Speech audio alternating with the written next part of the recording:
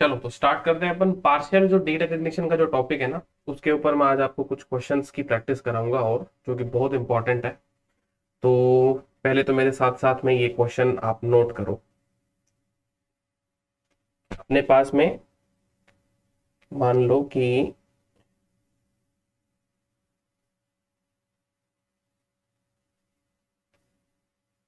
Partial D recognition जो है अपना,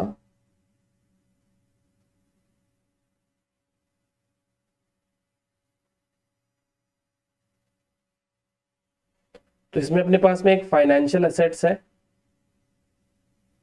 ठीक है, और ये फाइनेंशियल एसेट्स का नाम कुछ भी हो सकता है, बॉन्ड्स, डिबेंचर।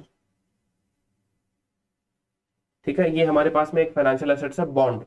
और यहाँ पे इसका जो फेस वैल्यू है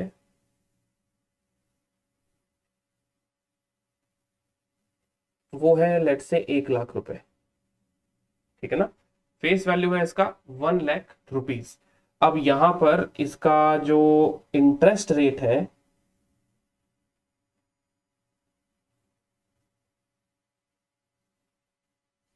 ठीक है, इंटरेस्ट रेट है इसका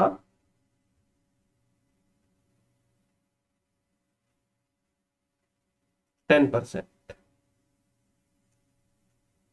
टिन्योर अपन इसका रख लेते हैं 4 इयर्स। ठीक है, तो बॉन्ड की फेस वैल्यू 1 लाख हो गई, इंटरेस्ट रेट अपना 10% हो गया, इसका टेन्योर 4 साल हो गया। और अब अपन इसको बेच रहे हैं, ठीक है ना, तो सेल कर रहे हैं अपन इसको। क्या सेल कर रहे हैं? तो sale of interest strip only.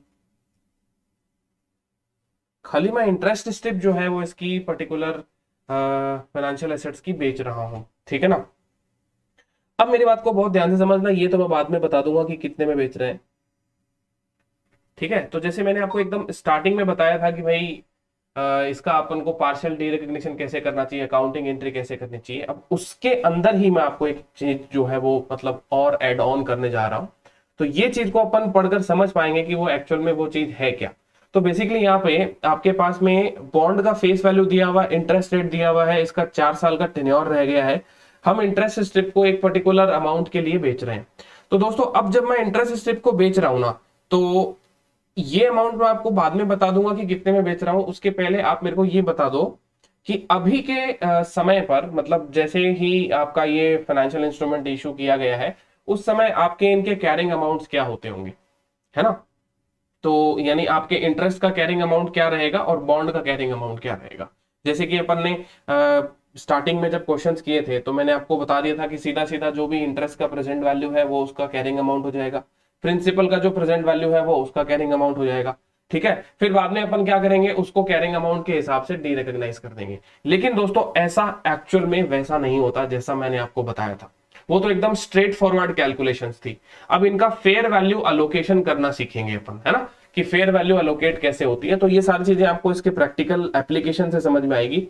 तो एक काम कर लो, पहले तो 10,000 रुपए का आप प्रेजेंट वैल्यू निकाल लीजिए सबसे पहले। प्रेजेंट वैल्यू ऑफ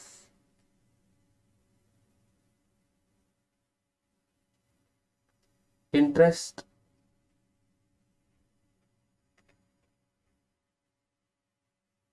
कंपोनेंट, जो इंटरेस्ट कंपोनेंट है आपका, उसका प्रेजेंट वैल्यू निकाल लीजिए।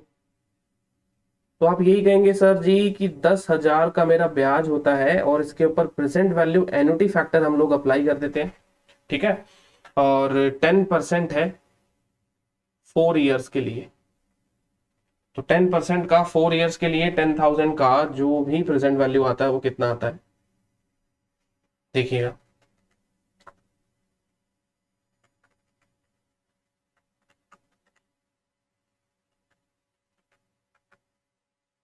ये आ रहा है 3.1699, है ना। तो आप इसको 10,000 को इससे मल्टीप्लाई कर दीजिए, तो ये हो जाएगा आपका 31699।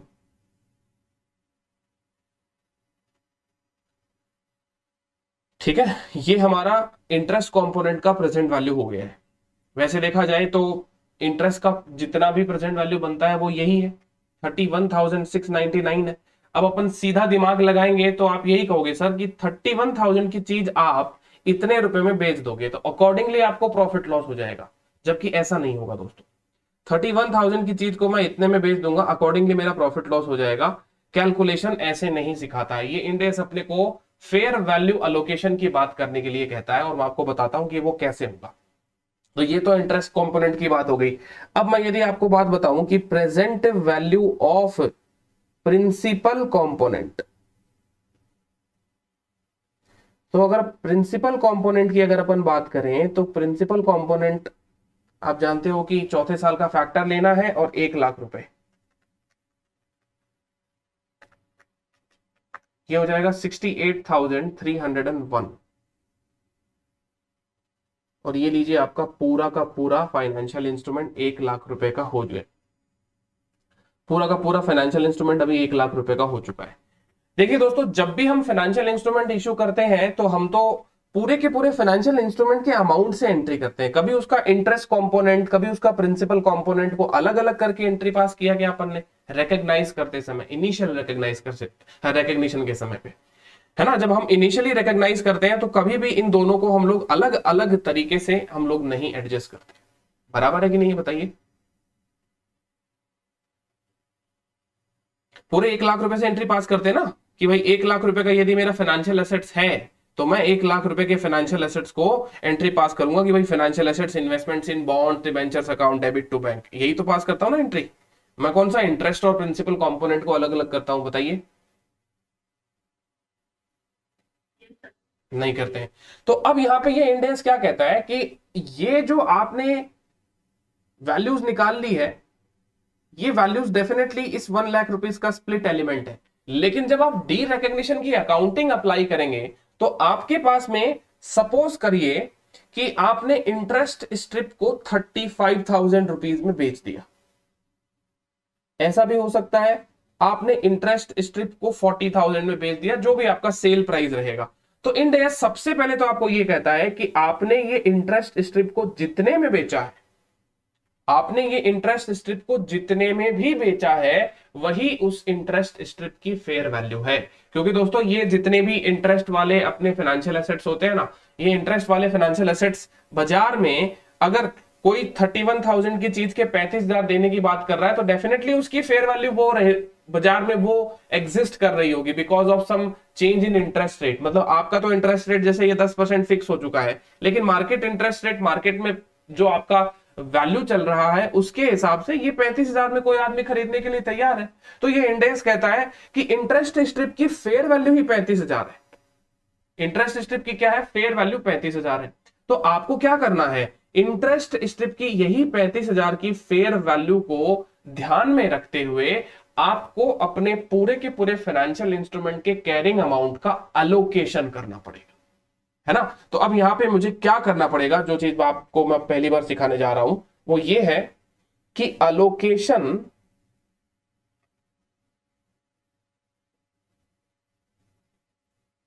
ऑफ कैरिंग अमाउंट, जो कि हमारा 1 लाख है, सॉरी 1 लाख रुपए का जो हमारा कैरिंग अमाउंट है, इस कैरिंग अमाउंट को हमें प्रिंसिपल कंपोनेंट में और इंटरेस्ट कंपोनेंट में एलोकेट करना है। प्रिंसिपल कंपोनेंट में और इंटरेस्ट कंपोनेंट में क्या करना है, एलोकेट करना है।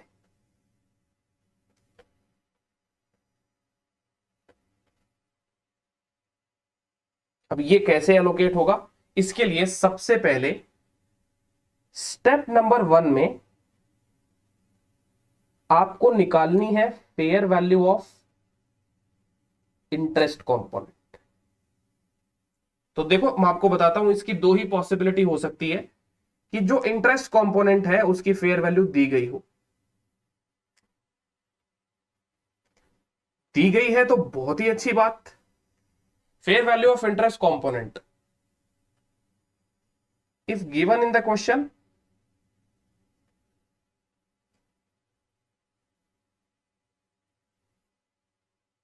Then consider it. अदरवाइज आप अपने इंटरेस्ट कंपोनेंट को जितने रुपए में बेच रहे हो, otherwise sales consideration is sales consideration is to be treated as fair value of interest। मतलब सच कंपोनेंट, इंटरेस्ट की बात नहीं है, कोई भी कंपोनेंट हो सकता है ये। यानी आप उस चीज को जितने में बेच रहे हो, मार्केट जो है उसके अंदर उसकी उतनी ही फेयर वैल्यू लगा रहा है, तभी आप उसको उतने रुपए में बेच रहे हैं। आगे बात समझ में? तो यहां पे दो पॉसिबिलिटी बन सकती है, क्या इंटरेस्ट कंपोनेंट हो चाहे प्रिंसिपल कंपोनेंट जिसे आप बेच रहे हैं, इंटरेस्ट स्ट्रिप या प्रिंसिपल स्ट्रिप। तो ये जो इंटरेस्ट कंपोनेंट है या प्रिंसिपल कंपोनेंट है, इसकी फेयर वैल्यू कैसे निकालेंगे?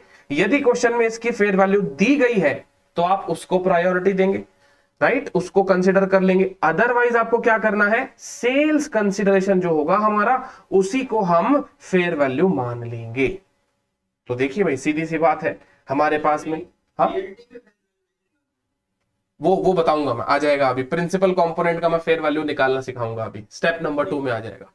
तो अभी देखना, इंटरेस्ट कंपोनेंट है तो इंटरेस्ट कंपोनेंट का फेयर वैल्यू अभी हमारे इस क्वेश्चन के हिसाब से क्या है। चलो भाई, जैसे कि एक बार के लिए लेटेस्ट एग्जांपल हम मान लेते हैं कि 35,000 है ना। कितना है? 35,000।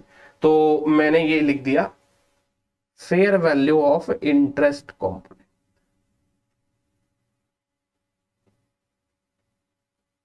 Fair value of interest component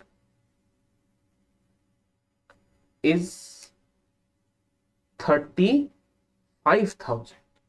चलिए बताइए, क्या स्टेप नंबर 1 आपको समझ में आ गया? ये तो बहुत सिंपल सी थी बात।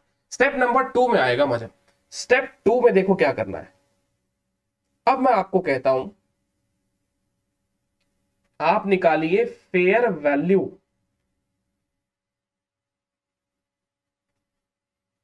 ऑफ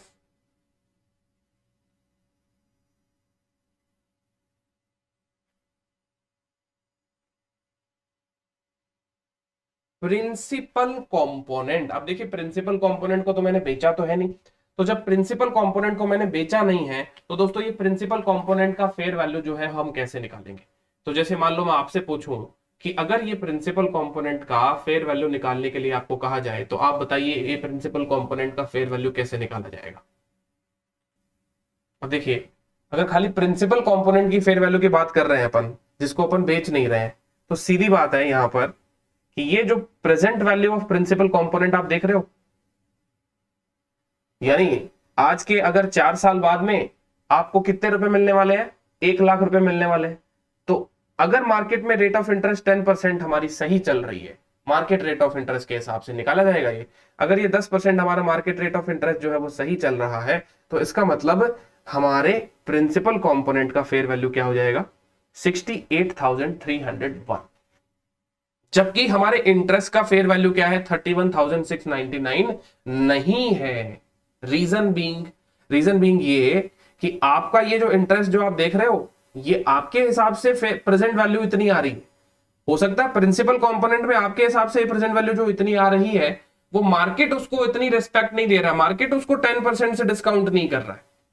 तो ये मार्केट रेट ऑफ इंटरेस्ट के ऊपर डिस्काउंट किया जाएगा। यदि मार्केट रेट ऑफ इंटरेस्ट 10% है तो कोई दिक्कत वाली बात नहीं है। इसका मतलब दोस्तों, ये जो यहां पे हम फेयर वैल्यू निकालते हैं इंटरेस्ट कंपोनेंट की और प्रिंसिपल कंपोनेंट की, ये आपके मार्केट वैल्यू के हिसाब से निकाली जाती है ना। कि भाई आपको सीधा सा सोचना है कि देखिए, आपको 4 साल बाद में 1 2 3 और 4, आपको 4 साल बाद में 1 लाख रुपए मिल रहे हैं। ठीक है, आपकी जो भी इंटरेस्ट रेट होगी आप उसको यहां पे अप्लाई करेंगे, डिस्काउंट कर देंगे इस 1 लाख रुपए को। ठीक है, तो जो प्रेजेंट वैल्यू आएगी वही तो फेयर वैल्यू होगी ना इस लोन की, वही तो फेयर वैल्यू होगी इस फाइनेंशियल इंस्ट्रूमेंट की। अब ये प्रेजेंट वैल्यू कैसे निकाली जाती है? इसके लिए अपने को एक डिस्काउंटिंग रेट लगेगी। तो जिस डिस्काउंट रेट पर आप इसकी प्रेजेंट वैल्यू निकालेंगे, राइट, वही इसकी क्या हो जाएगी? फेयर वैल्यू हो जाएगी। तो हमारे इस पर्टिकुलर क्वेश्चन के अंदर इसकी फेयर वैल्यू जो है, हमको क्या करना है दोस्तों, जब तक हमारे पास में फेयर वैल्यू के लिए अपने को कोई दूसरी रेट ना दी जाए कि भाई हमने हमारी जो क्वेश्चन में रेट ले रखी है वो सही नहीं है या वो of market rate of interest है, तब तक हमारी रेट वो क्या है, फाइनल मानी जाएगी। तो अब हमारे पास में इस क्वेश्चन में 10% रेट है, तो 10% के हिसाब से प्रिंसिपल कंपोनेंट का तो वैल्यू 68,301 ही होगा, है ना, 68,301 ही होगा। चलो बताओ, क्या आपको ये वाली बात समझ में आएगी, नहीं आई? अगर कहते नहीं 10% सही सही रेट नहीं है, 11% है तो 11 से निकाल लेते, 12 है तो 12 से निकाल लेते। हमारी रेट अगर सही नहीं होती तो ऐसा करते, जैसा कि हम करते थे ना, ऑफ मार्केट रेट ट्रांजेक्शन हमारे जो भी होते थे, तो हम मार्केट रेट पे उस चीज को डिस्काउंट करते थे, तो उसकी फेयर वैल्यू आ जाती थी, और फिर डिफरेंस जो भी होता था वो अपना गेन लॉस हो जाता था, है ना। और या फिर जो भी अपन लेवल 1 लेवल 2 लेवल 3 के हिसाब से वो काम करते थे, याद आया कि नहीं है? तो वैसे ही है यहाँ पे, अभी हमारे के लिए 10% का जो रेट चल रहा है वो क्या है, हमारे लिए ये सही है।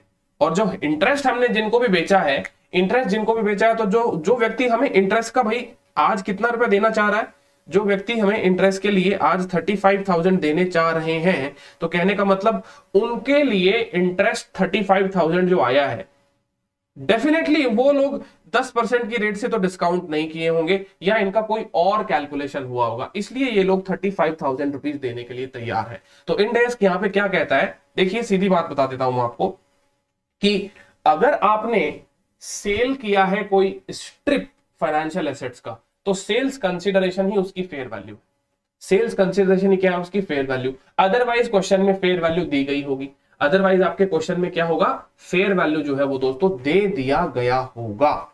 तो हम दे दिया जाएगा तो हम वो एज इट इज ले लेंगे, अदरवाइज सेल्स कंसिडरेशन को क्या मान लेंगे, फेयर वैल्यू मान लेंगे।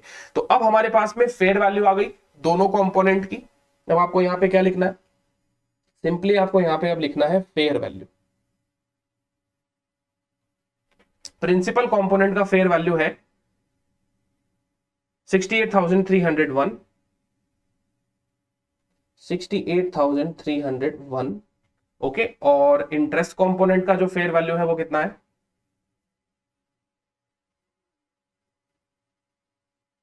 35,000। अब इनका टोटल करिए आप, ये आ गया 1,03,301, बराबर है ना, ठीक है। अब आपको देखो क्या करना है दोस्तों, ये मैंने हेडिंग लगाई है अलोकेशन ऑफ कैरिंग अमाउंट जो 1,00,000 रुपीज का है in the ratio of fair value. मतलब देखो क्या है ना, कि जिस पार्ट को मैं डी रिकॉग्नाइज करने जा रहा हूं यहां पे, वो पार्ट मेरा है interest strip of my financial assets. Interest strip का मेरा कैश फ्लो जो है वो एक स्पेसिफिक कैश फ्लो है जिसे मैं बेच रहा हूं, तो मैं पार्ट डी रिकॉग्निशन की अकाउंटिंग बिल्कुल यहां पे लगा सकता हूं। तो मुझे क्या करना पड़ेगा, पहले यहां पे ये जितना भी अमाउंट मेरे पास में ये फेयर वैल्यू का जो रेशियो आया है, ये फेयर वैल्यू दोस्तों क्वेश्चन में दी गई हो सकती है, क्वेश्चन में ना दी गई हो तो सेल्स के हिसाब से आप ले लीजिए, राइट। प्रिंसिपल कंपोनेंट का कैसे निकालना वो भी मैंने आपको बता दिया। तो इसके ये फेयर वैल्यू निकालने के ऊपर है ना, इंस्टीट्यूट आपको बहुत घुमा फिरा के काफी सारे क्वेश्चन जो है वो दे सकता है। तो मैं भी आपको बहुत सारे क्वेश्चंस की प्रैक्टिस कराऊंगा इसके ऊपर, ताकि आपको ये चीजें जो है वो अच्छे से समझ में आ जाए। अब आपको क्या करना है, सिंपली कैरिंग अमाउंट को इन दोनों में एलोकेट कर देना है, कैरिंग अमाउंट को इन दोनों में क्या कर देना है, आपको अलोकेट कर देना है। कैरिंग अमाउंट हमारा पूरा का पूरा फाइनेंशियल एसेट्स का कितना है, 1,00,000 है ना, हमारे पूरे फाइनेंशियल एसेट्स का कैरिंग अमाउंट 1,00,000 है। तो दोस्तों आपको आपको क्या करना है, ये 1,00,000 रुपए को प्रिंसिपल में अलोकेट करो, यही 1,00,000 रुपए को इंटरेस्ट में अलोकेट करो। तो कैसे करेंगे बताओ, ये 1,00,000 रुपए को कैसे अलोकेट करेंगे, प्रिंसिपल कंपोनेंट में और इंटरेस्ट कंपोनेंट में। हाँ, रेशियो के हिसाब से, है ना, रेशियो के हिसाब से। तो देखो कैसे एलोकेशन होगा इसका, देखिए भाई हमारा प्रिंसिपल कंपोनेंट है 68,301, राइट, 68,301 ये हमारा फेयर वैल्यू का प्रिंसिपल कंपोनेंट आ गया, डिवाइडेड बाई, हाँ जी, तो प्रिंसिपल कंपोनेंट आता है 66,118 रुपीज, करेक्ट। और इंटरेस्ट कंपोनेंट कितना आता है? 33,882। अभी तो पूरा एक देखो 1 लाख बराबर आएगा टोटल करने के ऊपर।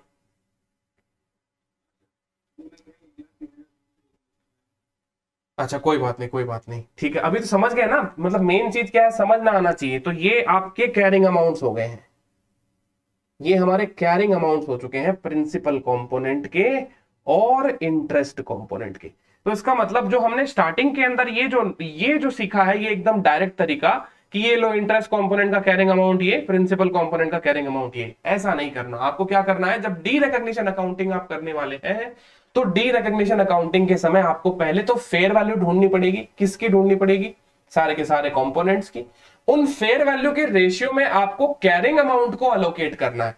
तो 1 लाख की वैल्यू आज फेयर वैल्यू जो है वो कुछ भी हो सकती है, बट उस फेयर वैल्यू के हम रीवैल्यूएशन इंपैक्ट को यहां पे नहीं ले रहे हैं, क्योंकि हम एक पोर्शन को तो डी रिकॉग्नाइज ही नहीं कर रहे। हम सिर्फ गेन लॉस उतने ही पोर्शन पे बुक करना चाहते हैं, हम सिर्फ गेन लॉस उतने ही पोर्शन पे बुक करना चाहते हैं जितना हमने इफेक्टिवली डी रिकॉग्नाइज किया है। तो अब यहां पे वो जो गेन लॉस बुक होगा वो सिर्फ और सिर्फ आपका किसके ऊपर बुक होगा? इंटरेस्ट कंपोनेंट के ऊपर, इंटरेस्ट कंपोनेंट के ऊपर बुक हो जाएगा। तो अब आप बिना एंट्री पास किए मुझे ये बताओ कि अगर आप इस चीज को डी रिकॉग्नाइज करते हो तो गेन कितना आएगा? अगर आप अपने इंटरेस्ट स्ट्रिप को डी रिकॉग्नाइज करते हो तो आपका गेन जो है वो कितना आएगा? सीधी बात है, देखिए गेन कितना आएगा। हमारे पास में कंसिडरेशन है 35,000 का, बराबर, और हमारा कैरिंग अमाउंट कितना है? 33। तो गेन की अगर अपन बात करें,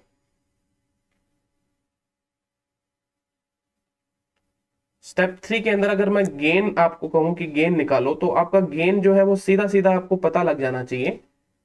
सेल कंसिडरेशन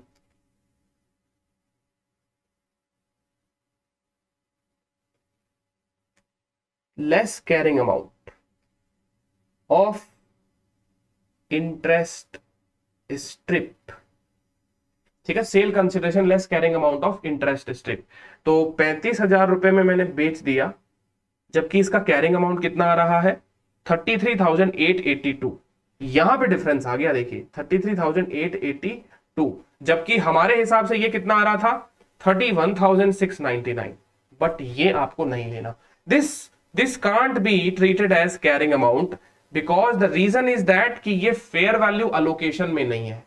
आपके के पूरे फाइनेंशियल एसेट्स का जो फेयर वैल्यू आ रहा है वो कुछ इस प्रकार से है, और उसी फेयर वैल्यू के रेशियो में आपको अपने कैरिंग अमाउंट को स्प्लिट करके आज पता लगाना पड़ेगा। ये तो हमने एक आइडिया लगाया कि भाई हमारे 1 लाख के कंपोनेंट के अंदर हमारी इंटरेस्ट रेट के हिसाब से ये जो नंबर्स हैं वो मौजूद रहने चाहिए। जबकि इंड एस क्या कह रहा है कि आपको पहले फेयर वैल्यू निकालनी है, और फेयर वैल्यू निकाल के उसको अलोकेट करना है, तब जाके आपका गेन आएगा। तो अब देखिए आपका गेन कितना आ गया?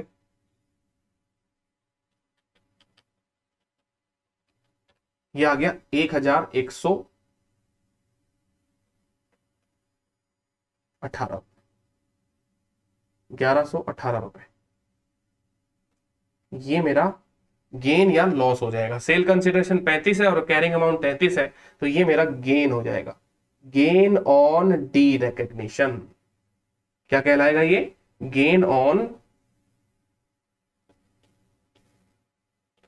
D recognition of interest strip. अब चलो इसकी एंट्री बताओ।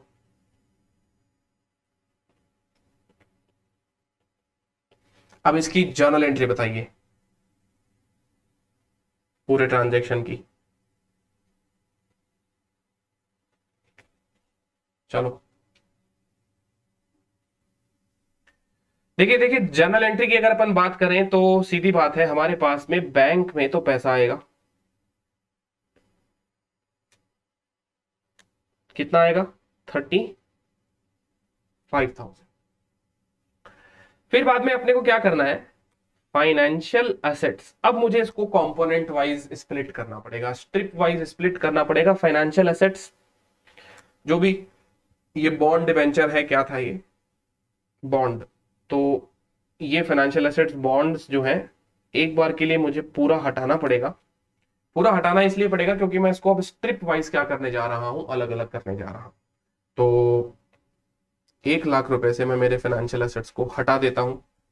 अब मैं क्या करता हूं, मैंने इंटरेस्ट स्ट्रिप बेच दिया है, क्या पूरा बेच दिया क्या इंटरेस्ट स्ट्रिप? हाँ पूरा बेच दिया है ना। तो मेरे पास में रह क्या गया बताओ?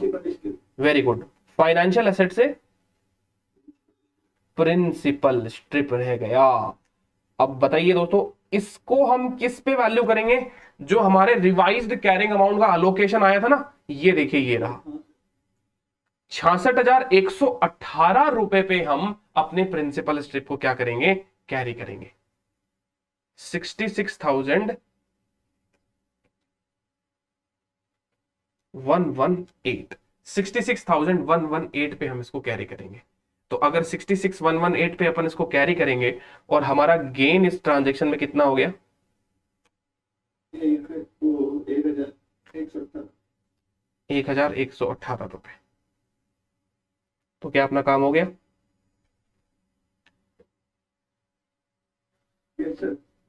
अब बताओ, ये एंट्री टैली हो गई ना? गेन की कैलकुलेशन पहले ही कर गए थे, तो गेन बैलेंसिंग फिगर में निकालने की दरकार नहीं है। इसलिए हमारे पास में हमारे बॉन्ड चले गए, केवल इंटरेस्ट स्ट्रिप गया। इसका मतलब अब मुझे को बॉन्ड को दो भागों में तोड़ना पड़ेगा, प्रिंसिपल स्ट्रिप और इंटरेस्ट स्ट्रिप। इंटरेस्ट स्ट्रिप को अब मैं रिकॉग्नाइज क्यों करूं, क्योंकि वो तो चला ही गया। इसका मतलब इंटरेस्ट स्ट्रिप तो चला गया, रह गया इफेक्टिवली प्रिंसिपल स्ट्रिप रह गया मेरे पास में। तो जो ये प्रिंसिपल स्ट्रिप रह गया है, इसको आपको क्या करना है, एक प्रकार से मैं आपको बता दूं कि ये जो प्रिंसिपल स्ट्रिप आपके पास में अब रह गया है, इसे आपको इफेक्टिवली रिकॉग्नाइज करना है। और रिकॉग्नाइज करेंगे कैसे? फेयर वैल्यू के रेशियो में आपके कैरिंग अमाउंट को अलोकेट करते। बताइए, बात समझ में आ गई हम आपको? हाँ। तो चलिए, अब इसके बाद में मैं आपको यहां पे एक कॉन्सेप्ट और बताता हूं, जिसको हम कहते हैं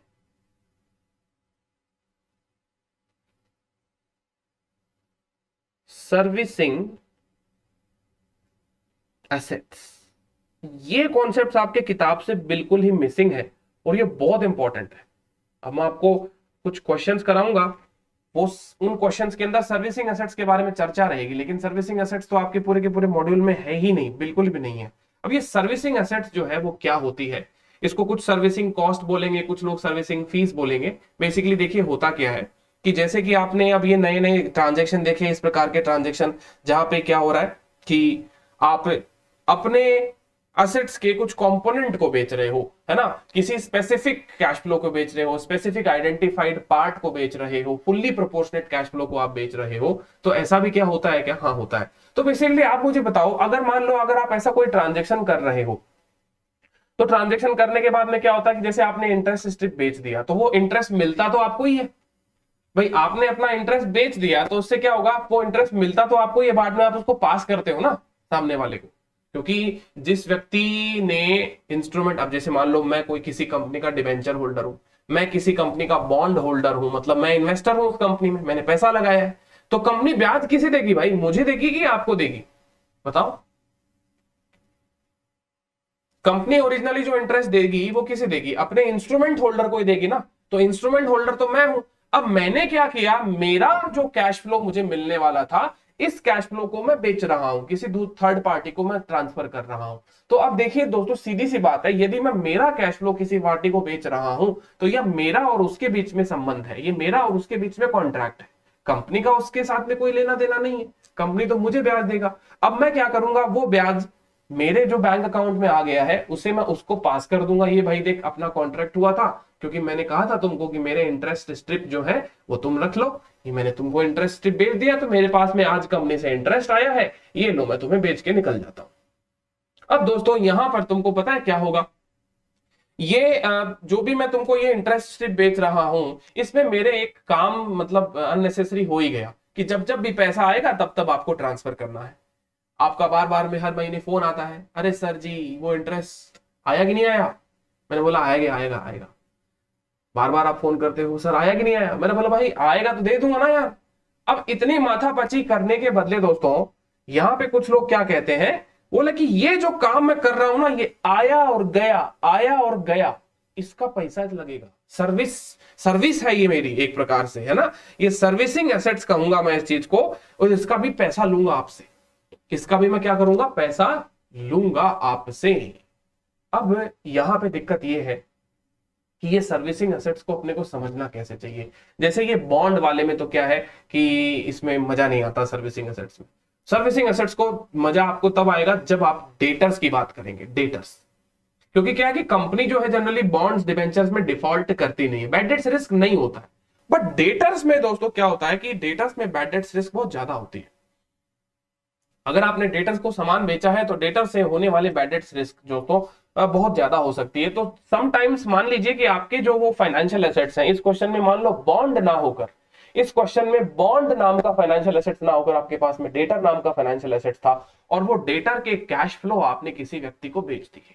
आपने क्या कर दिया, डेटर के कैश फ्लो आपने किसी व्यक्ति को बेच दिए, डेटर का आपने अमाउंट जो है वो किसी को बेच दिया, फैक्टरिंग करा लिया एक तरीके से, है ना।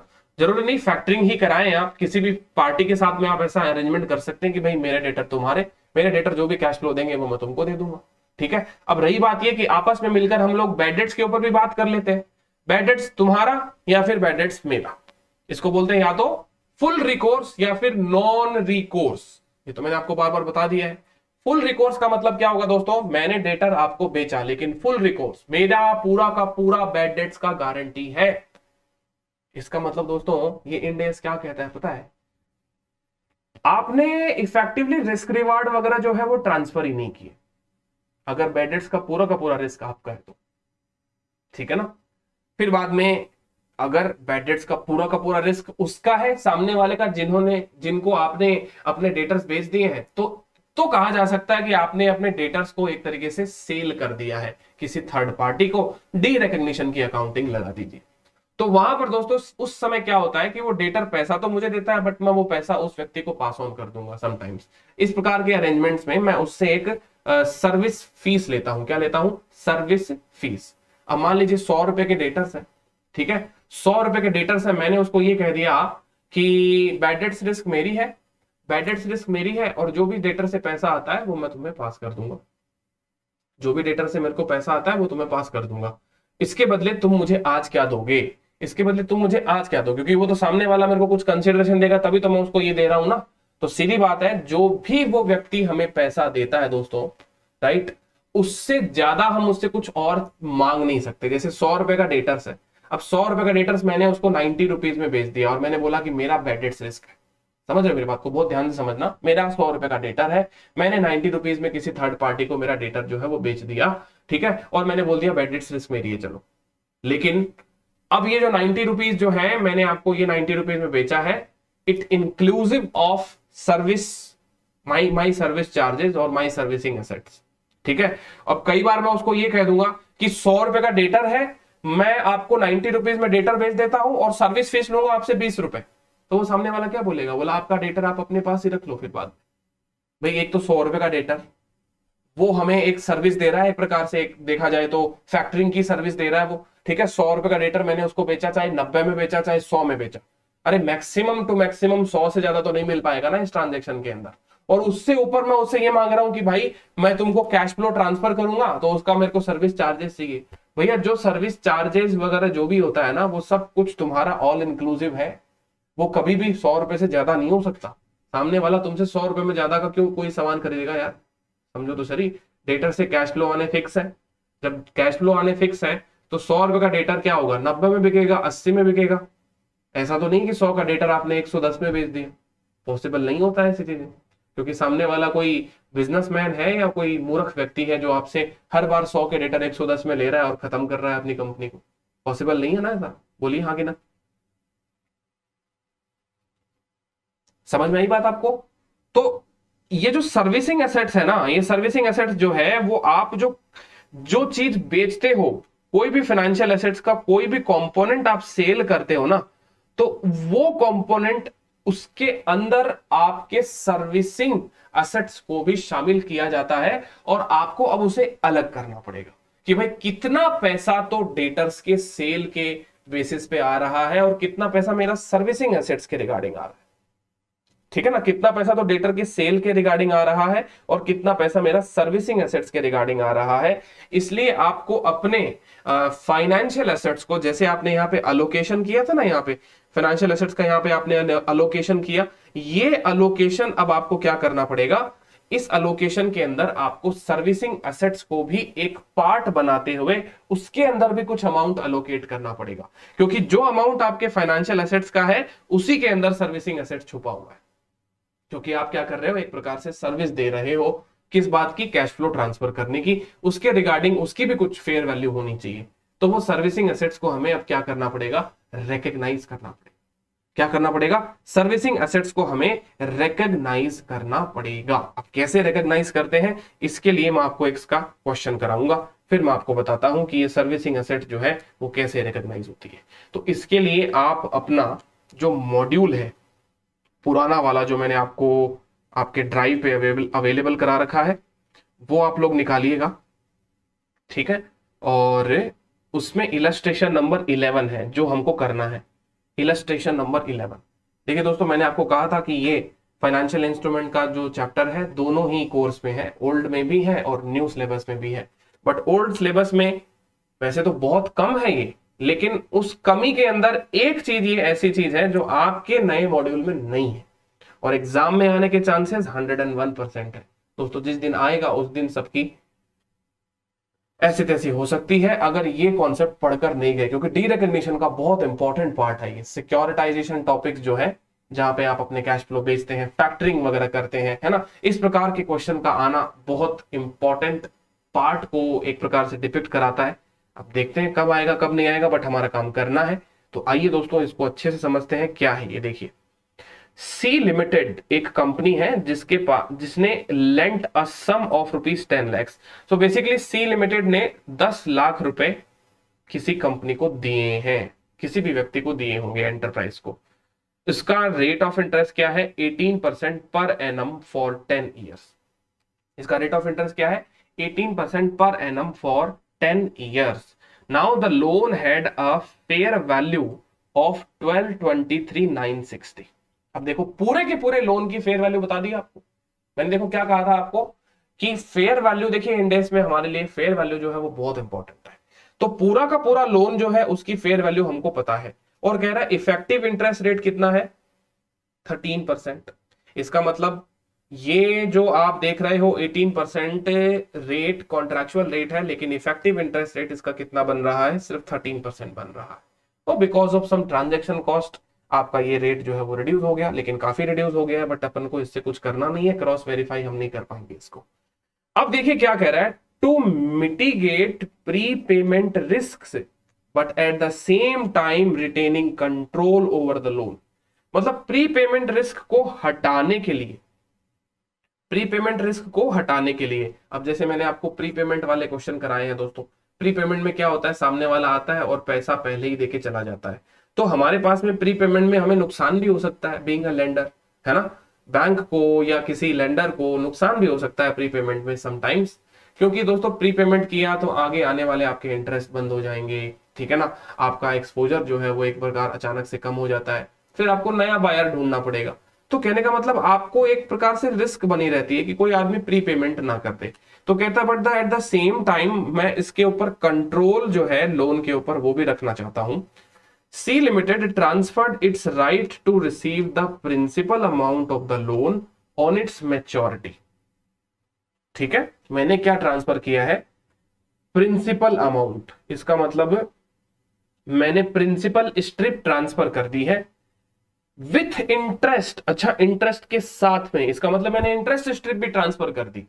Okay, after retaining rights over, after retaining rights over मतलब 10% of principal and 4% of interest. बताइए इसका मतलब क्या होगा दोस्तों, मैंने प्रिंसिपल भी बेच दिया, मैंने इंटरेस्ट भी बेच दिया, लेकिन कुछ 10% प्रिंसिपल पे और 4% इंटरेस्ट पे मैंने मेरे राइट्स को मेंटेन करके रखा है। व्हाट डज इट मीन दोस्तों, 10% प्रिंसिपल और 4% इंटरेस्ट रखा हुआ है। इसका मतलब ये रिटेन्ड है और बाकी सब क्या है, सोल्ड, है ना। तो 90% प्रिंसिपल स्ट्रिप मैंने बेच दिया और 96% इंटरेस्ट स्ट्रिप मैंने बेच दिया। बराबर है कि नहीं है ना? अब देखिए, जो मैंने बेच दिया है 10% और 4% रिटेन कर कर, ऐसे स्ट्रिप्स का फेयर वैल्यू जो है दोस्तों क्या है, 29 और 184 620 रेस्पेक्टिवली। ये हमारे बेसिकली जो हमने पोर्शन जो एक प्रकार से रिटेन किया है उसकी फेयर वैल्यू बताइए। तो देखिए दोस्तों, हमारे पास में इस क्वेश्चन में फेयर वैल्यू काफी सारी दी गई है। कौन कौन सी फेयर वैल्यू दी गई है? फेयर वैल्यू पूरा का पूरा जो आपका लोन असेट्स है उसका दिया गया है। फिर आपके पास में फेयर वैल्यू किसका दिया गया है? लोन असेट्स के अलावा बाद में आपके पास में फेयर वैल्यू दिया गया है प्रिंसिपल स्ट्रिप रिटेन्ड और इंटरेस्ट स्ट्रिप रिटेन्ड। बताइए, क्या आपको ये दो फेयर वैल्यू दी गई है? बताइए। अरे दी गई है ना, पढ़ा है क्वेश्चन। तो इसका मतलब हमारे पास में जो पोर्शन हमने fair value of principal strip sold और fair value of interest strip sold ये नहीं दिया हुआ, तो क्या हम टोटल फेयर वैल्यू में से ये माइनस कर देते हैं तो हमारे पास में सोल्ड वाला पोर्शन आ सकता है क्या? इंटरेस्ट सोल्ड का, प्रिंसिपल सोल्ड का कलेक्टिव आ सकता है अमाउंट कि इतना पोर्शन हमने बेच दिया एक प्रकार से। भाई अगर टोटल फेयर वैल्यू है हमारे पास में, टोटल फेयर वैल्यू में से जो हमारे पास में प्रिंसिपल और इंटरेस्ट रिटेन है उसका फेयर वैल्यू माइनस कर देंगे तो पूरा का पूरा जो हमने स्ट्रिप बेच दिया है प्रिंसिपल और इंटरेस्ट दोनों का अपने पास में फेयर वैल्यू आ जाएगा। बोलो आएगा कि नहीं आएगा? अब कहता है देखिए, हमारे इस ट्रांजैक्शन में जो कंसिडरेशन है वो है 9,90,000 रुपए। इस ट्रांजैक्शन में कंसिडरेशन क्या है? 9,90,000 है। कहता है interest component retained include a 2% fees towards collection of principal and interest. अब देखिए क्या कह रहा है कि आपका ये जो इंटरेस्ट कंपोनेंट है ना जो आपने रिटेन कर लिया, इसके अंदर ही मैंने क्या कहा था, उसी के अंदर कोई आदमी आपको ज्यादा पैसा नहीं देगा, उसी के अंदर 2% फीस जो है सर्विस असेट्स, जो आपका प्रिंसिपल और इंटरेस्ट का जो भी कैश फ्लो आप आदान प्रदान करेंगे ना एक दूसरे को, उसके लिए आप 2% फीस के भी हकदार हैं। लेकिन ये 2% फीस जो है वो आपका किस में शामिल है? Interest component. ये आपका इंटरेस्ट कंपोनेंट में 2% फीस जो है ये भी आपका शामिल है। और इसकी फेयर वैल्यू इन लोगों ने भी बता दी है, हमको नहीं निकालनी पड़ी है। इसकी फेयर वैल्यू इन लोगों ने बता दी है 65,160 रुपीज। तो फ्रेंड्स, ये जो लाइन है defaults if any are deductible to maximum extent of the company's claim on principal portion, यानी मेरे पास में जो प्रिंसिपल पोर्शन पड़ा है बस उतना ही मेरी जिम्मेदारी बनती है कि मैं आपका डिफॉल्ट जो है वो मेक गुड कर पाऊं। तो इफेक्टिवली आप देखिए कि ये जो सारा का सारा मैंने लोन है जो मैंने ये ट्रांसफर किया है इसका बहुत छोटा पोर्शन रिटेन किया है और उसका प्रिंसिपल पोर्शन तो मेरे पास में खाली 10% ही है। तो सब कुछ मैंने ट्रांसफर कर दिया। इसका मतलब ऑलमोस्ट यहाँ पे रिस्क और रिवार्ड जो है ना वो मेरे सारे के सारे ट्रांसफर हो चुके हैं। ये इस लाइन का मतलब यहाँ पे निकल रहा है ना। तो रिस्क रिवार्ड मैंने ट्रांसफर कर दी। अब आगे चल के मैं आपको इसके बारे में और भी समझाऊंगा कि ये रिस्क रिवार्ड का हमारे डी रिकॉग्निशन के ऊपर क्या इंपैक्ट पड़ता है। बराबर है। अब अपने को ये पूछा है कि जर्नल एंट्री जो है वो आपको लोन के डी रिकॉग्निशन पे बनानी है। लोन के डी रिकॉग्निशन पे आपको जर्नल एंट्री जो है वो पास करनी है। तो दोस्तों जर्नल एंट्री तो बाद में बात करेंगे। अब इसके अंदर इतनी सारी फेयर वैल्यूज आ गई है, अब इन सारी की सारी फेयर वैल्यूज को हम कैसे अरेंज करेंगे बताओ। जैसे कि अब अपने को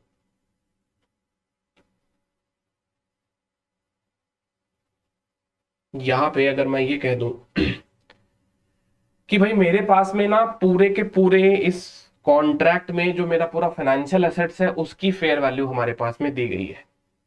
फेयर वैल्यू ऑफ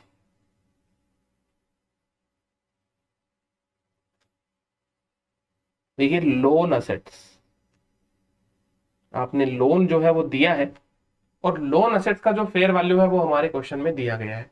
कितना है ये है सर जी हमारा 12,23,960। 12,23,960 23,960।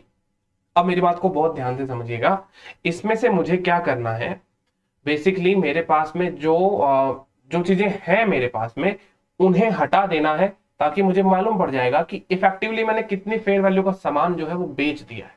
ठीक है, तो मैं यहां से क्या माइनस कर दूं,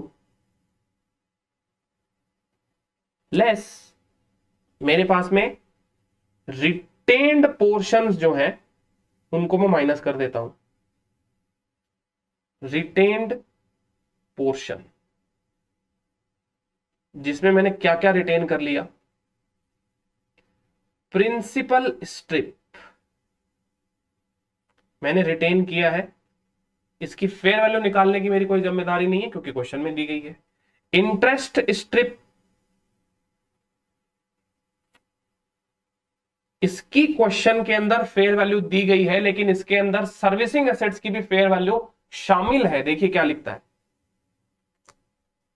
कि जो इंटरेस्ट स्ट्रिप की जो भी फेयर वैल्यू आप देख रहे हैं इस क्वेश्चन में 184,620, this consideration of the transaction was rupees this, और इंटरेस्ट कंपोनेंट का जो 2% फीस है, वो 2% फीस जो है दोस्तों, उसका फेयर वैल्यू 65,160 रुपए, यानी सर्विसिंग एसेट्स जो मैंने आपको बताया था कि हमारे ऐसे इस प्रकार के ट्रांजैक्शन में सर्विसिंग नाम की कोई चीज होती है। वो सर्विसिंग क्या है, बेसिकली कि कैश फ्लो जो आपके पास आएगा वो आप उसको वापस देंगे, है ना। जो कैश फ्लो आपके पास आएगा आप उसको वापस उस व्यक्ति को देंगे जिस व्यक्ति के साथ में आपने ये ट्रांजैक्शन कर लिया है। तो ये आपकी एक सर्विस फीस हो जाती है। अब ये सर्विस फीस जो है वो आपकी इंटरेस्ट स्ट्रिप के फेयर वैल्यू में ही शामिल है, यानी इंटरेस्ट स्ट्रिप की जो फेयर वैल्यू निकाली गई है ना, उसी के अंदर सर्विस फीस ये शामिल है। तो ये इंड एस कहता है कि ऐसे चलेगा नहीं, इंटरेस्ट स्ट्रिप की फेयर वैल्यू अलग निकाल लो और सर्विसिंग एसेट्स की फेयर वैल्यू अलग निकालो। इसका मतलब आपको अपने ही पूरे के पूरे फाइनेंशियल एसेट्स में से प्रिंसिपल, इंटरेस्ट और सर्विसिंग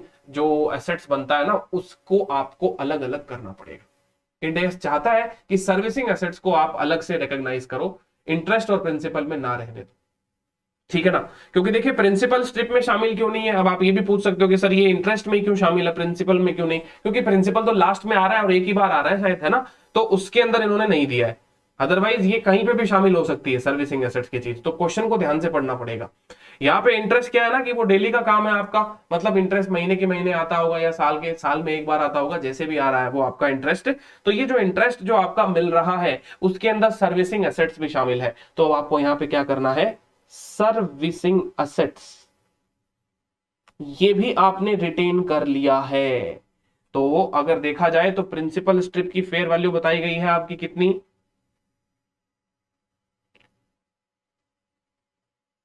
प्रिंसिपल स्ट्रिप की फेयर वैल्यू बताई गई है 29,000, करेक्ट।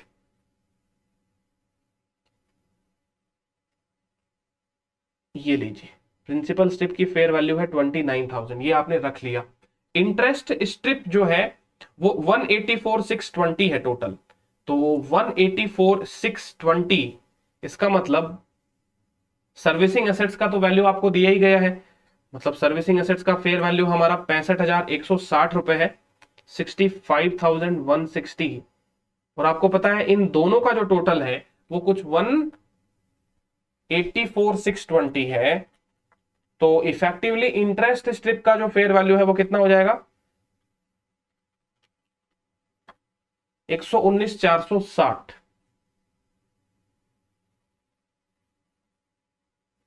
बताइए क्या आपको ये बात समझ में आएगी नहीं आई। इंटरेस्ट स्ट्रिप की फेयर वैल्यूज, ये सारी की सारी फेयर वैल्यूज है,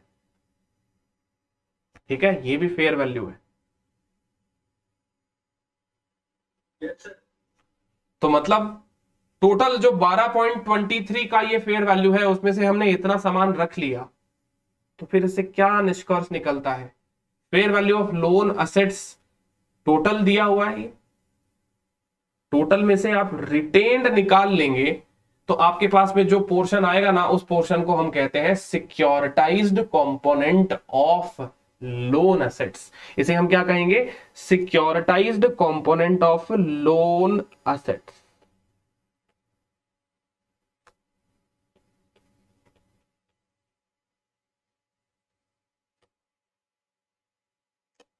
बात समझ में आई क्या, मतलब ये इफेक्टिवली वो पोर्शन है फेयर वैल्यू का जो हम बेच चुके हैं, जो हम क्या कर चुके हैं, बेच चुके हैं।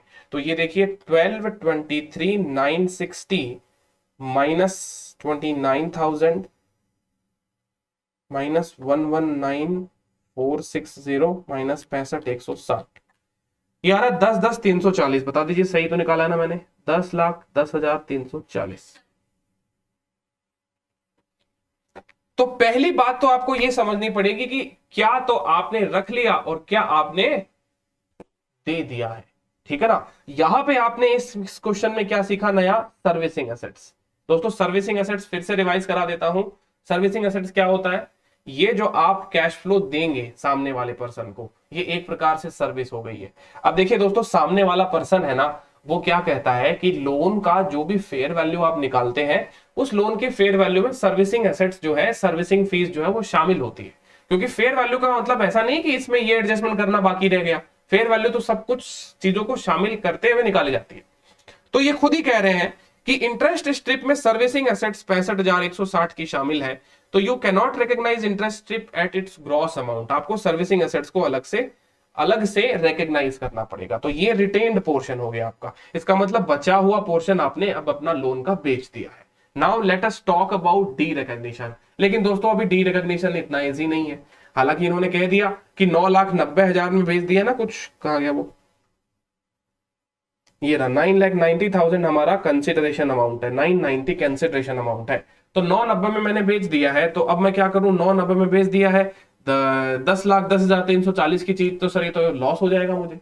दोस्तों लॉस ऐसे कैसे हो जाएगा, ये तो सारी की सारी फेयर वैल्यू है। All these are fair value. जब ये सारी की सारी फेयर वैल्यू है, तो आप मुझे बताइए गेन लॉस तो तब तक नहीं आ सकता ना, जब तक आप कैरिंग अमाउंट का अलोकेशन नहीं कर देते। समझ में आई ना बात। गेन लॉस तो तब आएगा कि आपका 10 लाख जितने का भी ये एसेट्स है आपके बुक्स के अंदर पहले, उसके कैरिंग अमाउंट का आप अलोकेशन जब तक नहीं कर देते हैं, तब तक गेन लॉस नहीं आ सकता। तो अब अपने को स्टेप नंबर 2 के अंदर अलोकेशन करना पड़ेगा। स्टेप नंबर 1 में हमने वर्किंग नोट में सिक्योरिटाइज कंपोनेंट ऑफ लोन निकाल लिया। अब स्टेप नंबर 2 में हम क्या करेंगे, allocation of carrying amount of loan assets in the ratio of fair value of components, fair value of component, right.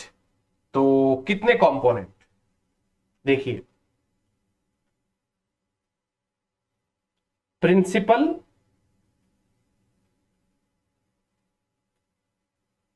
Strip, retained, interest strip, retained,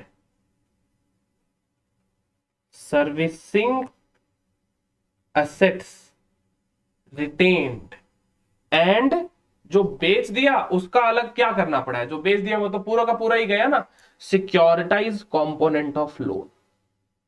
can I से मेरे एक लोन में इतने सारे कंपोनेंट है, बोलो यस और नो। ये मेरे फाइनेंशियल एसेट्स के कंपोनेंट हो गए, वेरियस कंपोनेंट्स हो गए हमारे। Yes, sir. ठीक है। अब इन वेरियस कंपोनेंट का मुझे क्या करना है, देखिए सर इनकी फेयर वैल्यू तो मैं जानता ही हूं, फेयर वैल्यू जानता हूं, तो पहले आप इनकी फेयर वैल्यू लिख दीजिए, जो भी इनकी फेयर वैल्यू आ रही है। फेयर वैल्यू लिखने के बाद में अब आपको क्या करना है, इनका जो कैरिंग अमाउंट है, आप जानते हो हमारे बुक्स में कैरिंग अमाउंट कितना है भाई, बताइए जरा। देखिए क्वेश्चन को, 10 लाख का कैरिंग अमाउंट है ना हमारे बुक्स में, तो 10 लाख के कैरिंग अमाउंट को ही तो अलोकेट करना है आपको। इसका मतलब अलोकेशन कैसे होगा, अलोकेशन का टोटल 10 लाख आएगा, ये सब जानते हैं। ठीक है ना। अब अलोकेशन होगा कैसे, फेयर वैल्यू के रेशियो के अंदर होगा, और फेयर वैल्यू का रेशियो हमारा है principal strip 29,000 retained, interest strip 119,460,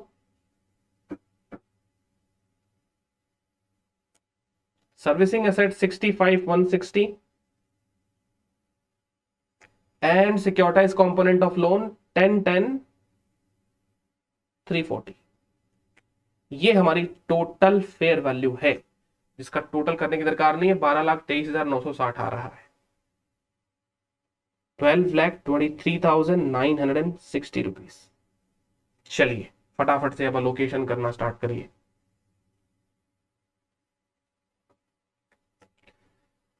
allocation करना आप स्टार्ट कर दीजिए और बताइए कि क्या क्या होगा इन सारे कंपोनेंट के कैरिंग अमाउंट।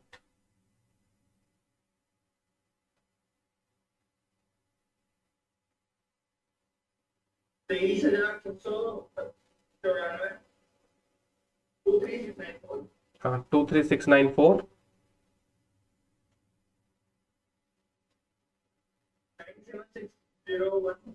97601 97601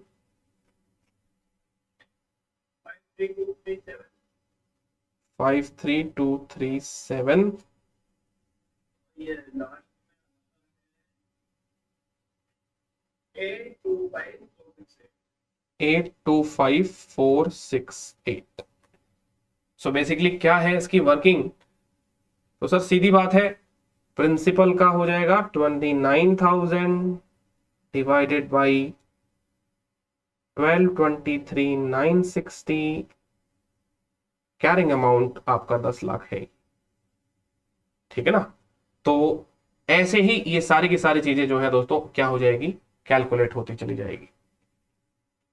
अब आपको क्या करना है, चलो तब तक आप लोग गेन लॉस निकालो। गेन लॉस निकाल, हाँ हाँ, वो इसलिए ली थी क्योंकि उसमें फेयर वैल्यू नहीं थी। देखिए मैंने आपको उसमें लिखाया भी था पिछली बार में जो हमने किया था। देखिए इफ गिवन इन, यहाँ पे इंटरेस्ट कंपोनेंट को आपने जितने में बेचा था बराबर, जैसे कि आपने 9,90,000 में बेचा था ना, तो 990 को हमने कंसिडर नहीं किया ना पूरे के पूरे क्वेश्चन में कहीं पे भी। वो क्यों कंसिडर नहीं किया? क्योंकि हमारे पास में fair value individually calculated available है। तो दोस्तों जब फेयर वैल्यू आपके पास में अवेलेबल हो तो आपको फेयर वैल्यू को ही फर्स्ट प्रायोरिटी देनी है, हम अज्यूम नहीं कर सकते। अब यहाँ पे इंटरेस्ट कंपोनेंट जो आपने बेचा था, मेरी बात को बहुत ध्यान से समझना, जो इंटरेस्ट कंपोनेंट आपने सेल कर दिया उसी का केवल सेल वैल्यू दे रखा था और क्वेश्चन में और कुछ भी नहीं था, ब्लैंक क्वेश्चन था। तब आपको क्या करना है कि अगर फेयर वैल्यू क्वेश्चन में दिया गया है तो आप उसे कंसीडर करिए, अदरवाइज आपको क्या करना है, सेल्स कंसीडरेशन को फेयर वैल्यू मान लेना है। समझ गए? आगे ना बात समझ में? तो बताओ गेन लॉस कितना होगा?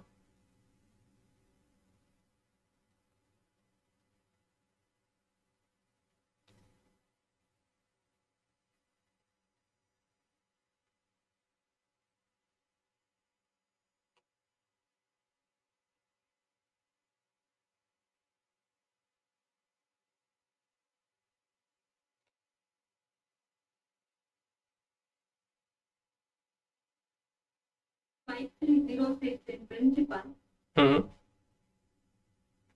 इंटरेस्ट में 21,859। गेन लॉस अपने को टोटली निकाल देना है, एलिमेंट वाइज नहीं करना, क्योंकि जो निकल गया उसका कंपोनेंट नहीं करना, जो रख लिया है उसके कंपोनेंट की बात करते हैं। तो टोटल निकालो, चल जाएगा, कोई दिक्कत वाली बात नहीं है।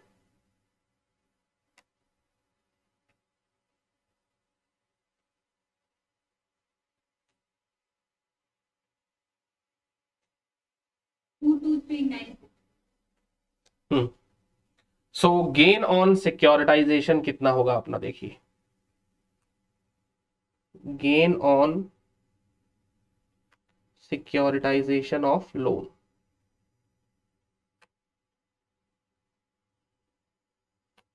तो sale proceeds less carrying amount, sale proceeds less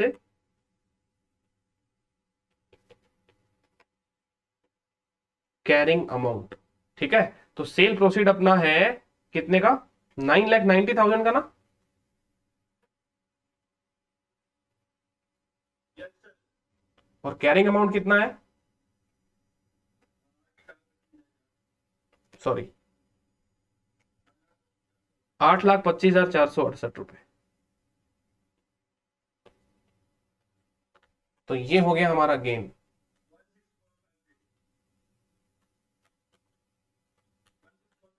164532।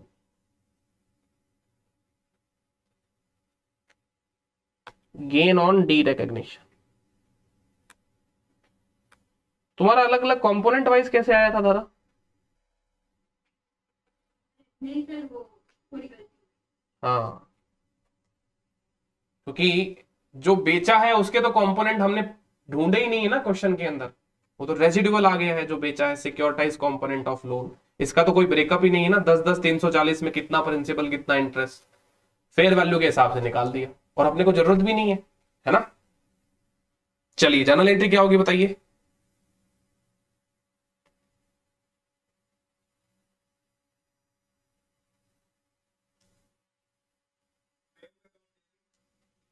Bank account debit,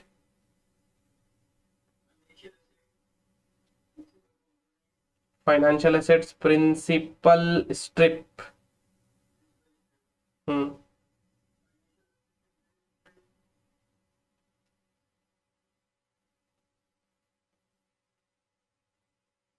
principal strip debit, financial assets interest strip debit,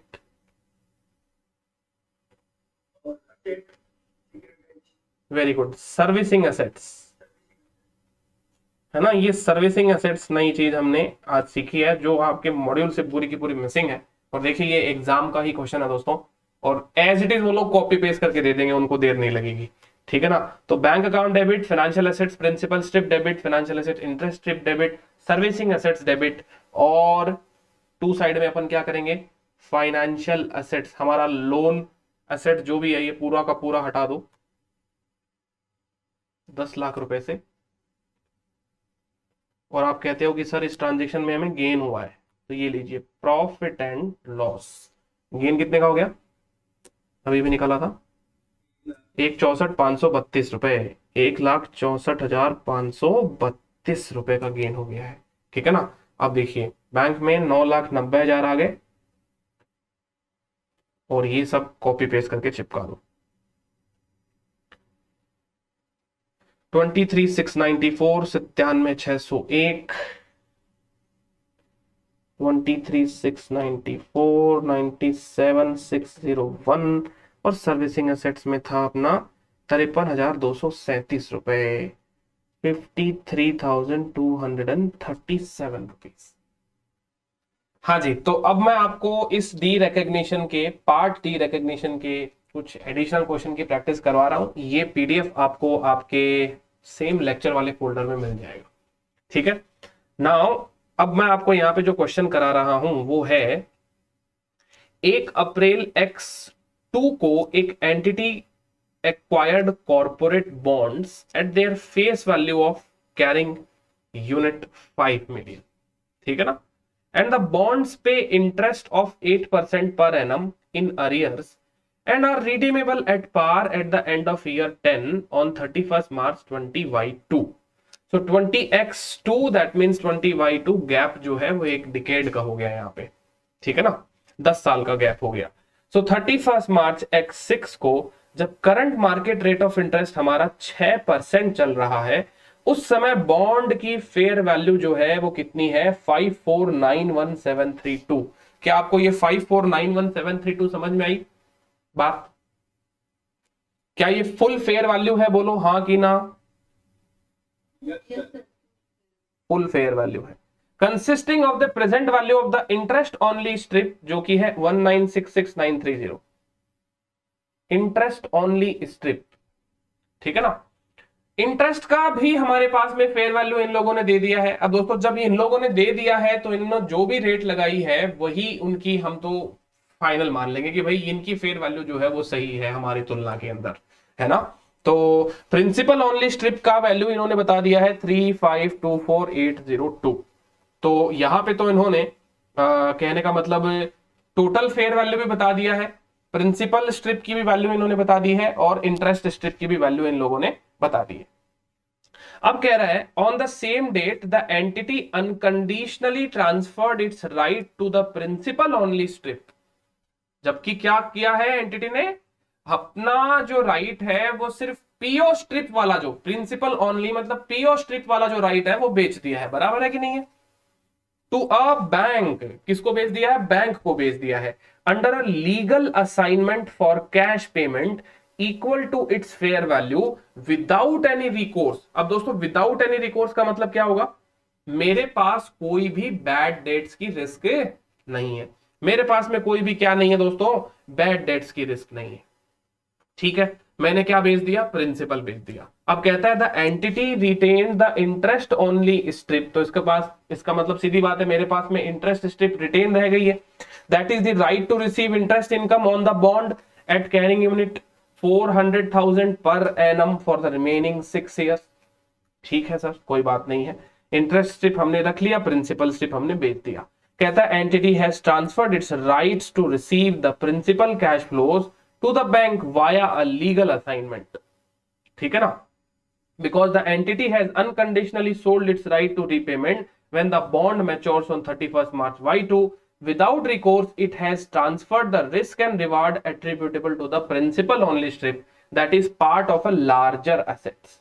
Therefore, the entity can derecognize the principal only strip in its entirety. तो कहने का मतलब PD लग सकता है क्योंकि ये specific identified cash flow को हमने बेच दिया है। अब कह रहा है क्या पूरा डी रिकॉग्निशन की जरूरत होगी क्या? नहीं, पार्शियल डी रिकॉग्निशन करेंगे। In order to calculate the gain और लॉस, अब आपको क्या करना है? अलोकेशन करना है। अब आप यहाँ पे कैसे अटक गए? मुझे तो समझ नहीं आ रहा। इससे तो इजी कोई क्वेश्चन ही नहीं हो सकता, है ना? अब देखिए टोटल हमारी फेयर वैल्यू क्या है भाई? 5491732। बताइए ये मेरे टोटल फेयर वैल्यू है? बोलो हाँ कि ना। फिर बाद में मेरा कैरिंग अमाउंट 5000000, ये मेरा कैरिंग अमाउंट है। बोलो हाँ कि ना। ठीक है, अब एक बात बताओ, जब ये दोनों चीज आ गई तो फिर कहां पे दिक्कत आई है? बताइए। देखिए प्रिंसिपल स्ट्रिप है हमारा जिसका फेयर वैल्यू गिवन है, गिवन है 35,24,802 क्वेश्चन में गिवन है, कहीं से कुछ निकालने की दरकार नहीं है। इंटरेस्ट का फेयर वैल्यू क्वेश्चन में गिवन है, तो सब कुछ तो गिवन है। और जब गिवन है दोस्तों तो मैंने आपको क्या कहा था कि कैरिंग अमाउंट को बांटना ही तो है। अब इन्होंने ये परसेंटेज लगाया है, कोई लगाने की दरकार नहीं है परसेंटेज परसेंटेज, सीधा सीधा कैरिंग अमाउंट को डिस्ट्रीब्यूट कर दो। तो डिस्ट्रीब्यूट करोगे तो ये नहीं आएगा, आपका ये नहीं आएगा। हाँ, तो फिर दिक्कत क्या है?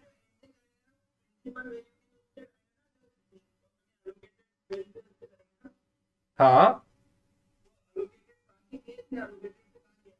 यार, क्या कैसे नहीं है? देखो चलो पहले तो ये बताओ, आपका ये अलोकेशन वाला पार्ट सही हो गया क्या? कोई दिक्कत नहीं है इसमें? चलो तो अब आप मुझे एंट्री बताओ क्या होगी बेचने की। बैंक अकाउंट डेबिट ठीक है, ये रहा cash received on sale of PO, bank debit ये प्रकार से कितने रुपए से?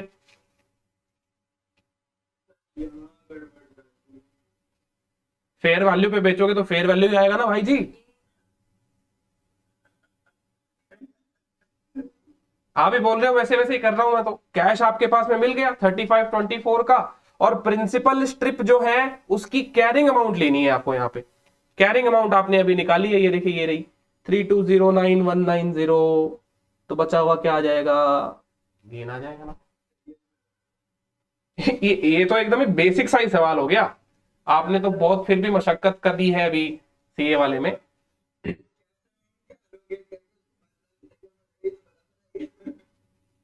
हाँ जी, चलो कोई दिक्कत वाली बात नहीं। अभी तो समझ में आ गया ना आपको ये क्वेश्चन अच्छे से?